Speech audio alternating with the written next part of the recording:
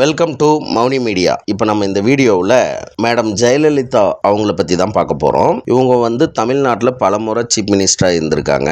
ரொம்ப மரியாதைக்குரியவங்க, இப்போ வரையும் மக்கள் மனசில் நிலச்சி நிற்கிறவங்க. ஆனால் இது வரைக்கும் ரசிகர்களுக்கு, அவங்களுடைய தொண்டர்களுக்கு, அவங்கள மனசில் வச்சு போற்றின்னு இருக்கிறவங்களுக்கு தெரியாத ஒரு விஷயத்தை இந்த வீடியோவில் நம்ம சொல்ல போது, அவங்க சொந்த குரலில் பாட்டு பாடியிருக்காங்க. அவங்க நடிச்சிருக்கிற படம் பார்த்தீங்கன்னா 125 படத்துக்கு மேலே நடிச்சிருக்காங்க. அவங்க நடிக்காத லாங்குவேஜே கிடையாது. தமிழ், தெலுங்கு, கன்னடா, ஹிந்தி, மலையாளம் எல்லா லாங்குவேஜ்லையும் நடிச்சிருக்காங்க.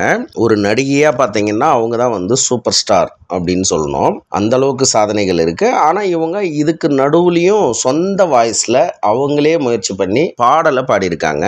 1-2 பாட்டு பாடலைங்க, 15 பாட்டு பாடியிருக்காங்க மொத்தமாக. அதில் 4 பாட்டு வந்து பக்தி பாடல்கள். அது என்னென்ன பாட்டு, அந்த பாட்டை நீங்கள் கேட்டிருக்கீங்களா, அவங்க வாய்ஸ் பிடிச்சிருக்கா அப்படின்றத நீங்கள் கமெண்டில் சொல்லுங்கள். அதை நான் இந்த வீடியோவில் கடைசியில் சொல்கிறேன். இப்போ இவங்களை பற்றி பார்த்தீங்கன்னா, இவங்க இது வரைக்கும் 5 முறை முதலமைச்சராக இருந்திருக்காங்க தமிழ்நாட்டுக்கு. இவங்களுடைய அரசியல் லைஃப் பார்த்தீங்கன்னா ரொம்ப சாதனை. இரும்பு பெண்மணி அந்த அளவுக்கு புகழ்ற அளவுக்கு இருக்கு. ஃபர்ஸ்ட் எதிர்க்கட்சி தலைவராக ஆனது 1989 தான் ஆனாங்க. எம்ஜிஆரோட மறைவுக்கு பின்னாடி. எம்ஜிஆர் இறந்து 2 வருஷம் கழிச்சு இவங்க எதிர்க்கட்சி தலைவராக ஃபர்ஸ்ட் டைமே ஆனாங்க. அதுக்கப்புறம் ஒரு 1991 96 வரைக்கும் சீஃப் மினிஸ்டர் ஆஃப் தமிழ்நாடு. தமிழ்நாட்டில் ஒரு 5 வருஷம் முதலமைச்சராக இருந்தாங்க. அதுக்கப்புறம் 1996 வந்து அவங்க தன்னுடைய பதவியை இழந்துட்டாங்க, தோத்துட்டாங்க, படுதோல்வி அடைஞ்சாங்க. அவ்வளோதான், இவங்களால மீண்டு வரவே முடியாது அப்படின்னு எல்லா எதிர்க்கட்சிகளும் எல்லா மக்களும் நினைச்சாங்க. ஆனால் அதுக்கு அடுத்த 5 வருஷத்தில் வந்த எலெக்ஷனில் மறுபடியும் 2001 2006 வரையும் அவங்க தான் முதலமைச்சராக இருந்தாங்க. ஃபர்ஸ்ட் முறை ஆட்சி பண்ணும் போது 91 96 வரையும் ஆட்சி பண்ணும் போது அவங்க வந்து நகை இவ்வளோ சேர்த்திருந்தாங்க, புடவை இவ்வளோ சேர்த்திருந்தாங்க, செப்பல் இவ்வளோ சேர்த்திருந்தாங்க அப்படின்ற குற்றச்சாட்டெல்லாம் வந்ததுனால தான் அவங்க தோத்தாங்க. ஆனால் அதுக்கு அடுத்த எலெக்ஷன் அவங்க மீட் பண்ணும்போது தங்கமே நான் இனிமேல் போட மாட்டேன் அப்படின்னு சொல்லி அவங்க கட்சிக்காரங்க அவங்கள தங்கத்தாரகை அப்படின்ற பட்டமே கொடுத்து ரொம்ப நாளாக தங்கத்தாரகை அப்படின்னு தான் கூட்டிட்டு இருந்தாங்க. அதே மாதிரி அவங்கள வந்து செல்வி ஜெயலலிதா அப்படின்னு சொல்லுவாங்க. செல்வின்னு நம்ம யாரை சொல்லுவோங்கன்னா, கல்யாணம் ஆகாதவங்கள தான் நம்ம செல்வின்னு சொல்லுவோங்க. அவங்கள கடைசி வரையுமே செல்வி ஜெயலலிதா தான் அப்படின்னு சொல்லி கூப்பிட்டு இருந்தாங்க. அதுக்கப்புறம் பார்த்தீங்கன்னா அவங்களுக்கு இன்னும் தவிர்க்க முடியாத ஒரு பட்டம் அப்படின்னு பார்த்தீங்கன்னா அம்மா அப்படின்ற பட்டம். இப்போ கூட வந்து நம்ம தமிழ்நாட்டோட சீஃப் மினிஸ்டராக இருந்த மு.க. ஸ்டாலின் அவர்கள் வந்து என்ன அப்பான்னு எல்லாரும் கூப்பிடுறாங்க. அதை கேட்கும் போது ரொம்ப மகிழ்ச்சியாக இருக்கு அப்படின்னு சொன்னாரு.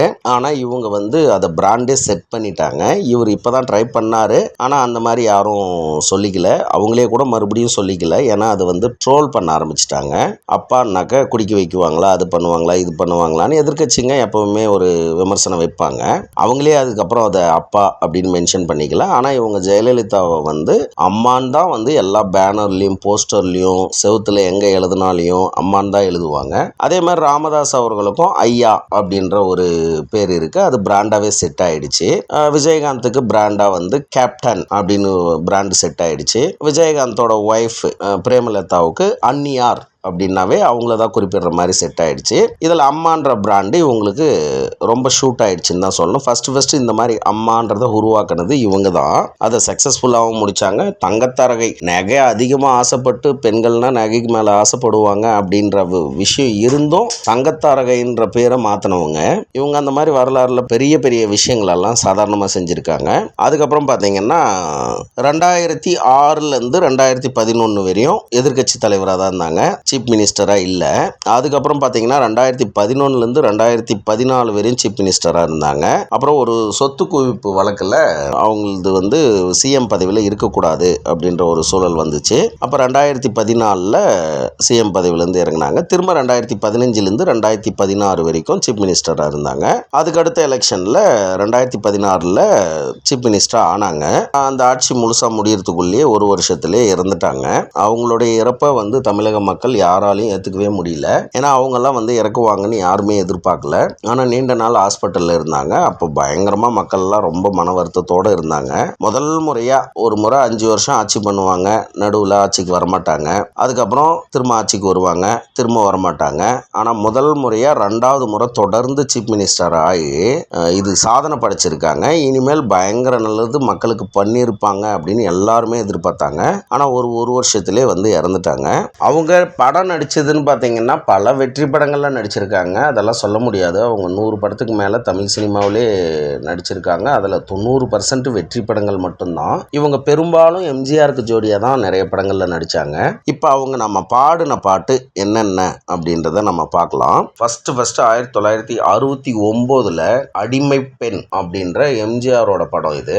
அந்த படம் வந்து பிளாக் பஸ்டர் ஹிட்டான படங்க. அதில் இந்த பாட்டு வந்து நிறைய பேருக்கு பிடிக்கும்னு நினைக்கிறேன். இதுதான் இவங்க ஃபர்ஸ்ட் தமிழ் சினிமாவில் பாடின பாட்டு. அம்மா என்றால் அன்பு அப்படின்ற பாட்டு இவங்க பாடியிருப்பாங்க இவங்களுடைய சொந்த வாய்ஸில். அதுக்கப்புறம் அடுத்த வருஷமே வந்து அலிபாபா 40 தொங்கலு, அதாவது தமிழில் அலிபாபாவும் 40 திருடர்களும் அப்படின்னு எம்ஜிஆரோட ஒரு படம் வந்துச்சு இல்லையா, அந்த படத்தை தெலுங்குல வந்து ரீமேக் பண்ணாங்க. அலிபாபா 40 தொங்கலுன்னா திருடர்கள். அந்த படத்தில் வந்து சல்லா சல்லனி அப்படின்ற ஒரு தெலுங்கு பாட்டை பாடினாங்க. அதுக்கப்புறம் சூரியகாந்தி அப்படின்ற தமிழ் படத்தில் 1973 ஓ மேரி தில்ருபான்ற பாட்டை இவங்க பாடியிருக்காங்க. அப்புறம் நான் என்றால் அது அப்படின்ற ஒரு பாட்டை அதே சூரியகாந்தி படத்தில் பாடியிருக்காங்க. அதுக்கப்புறம் அதே வருஷத்தில் வந்தாலே மகராசி அப்படின்ற ஒரு படத்தில் கண்களில் 1000 அப்படின்னு தொடங்குற பாட்டை பாடியிருக்காங்க.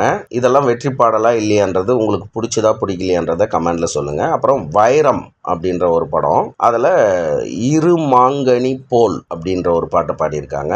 அப்புறம் அன்பை தேடி அப்படின்ற ஒரு படத்தில் சித்திர மண்டபத்தில் அப்படின்னு தொடங்குற ஒரு பாட்டை பாடியிருக்காங்க. அதுக்கப்புறம் திருமாங்கல்யம் அப்படின்ற படத்தில் மட்டும் இவங்களே 3 பாட்டு பாடியிருக்காங்க. திருமாங்கல்யம் கொல்லும் முறை அப்படின்னு ஒரு பாட்டு, போர்க்குடத்தில் பொங்கும் எளிர் சுவையோ அப்படின்ற ஒரு பாட்டை பாடியிருக்காங்க. அப்புறம் உலகம் ஒரு நாள் பிறந்தது அப்படின்ற ஒரு பாட்டு பாடியிருக்காங்க. அதுக்கப்புறம் உன்னை சுற்றும் உலகம் அப்படின்னு ஒரு படம், உலகம் சுற்றும் வாலிபன் தெரியும், இது உன்னை சுற்றும் உலகம் அப்படின்ற ஒரு படத்தில் மெட்ராஸ் மெயில் சடுகுடு சடுகுடு அப்படின்னு ஒரு பாட்டு பாடியிருக்காங்க. அதுக்கப்புறம் வந்து டிவோஷனல் சாங் தாங்க, சாமி பாட்டு பாடியிருக்காங்க. இது வந்து எந்த படத்துலையும் வரல. ஒரு 4 பாட்டு இவங்க வந்து சாமி பாட்டு பாடியிருக்காங்க.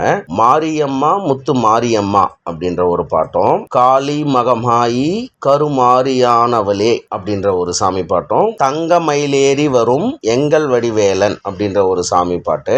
இந்த சாமி பாட்டுல எது எது உங்களுக்கு ரொம்ப பிடிக்கும்ன்றத சொல்லுங்க.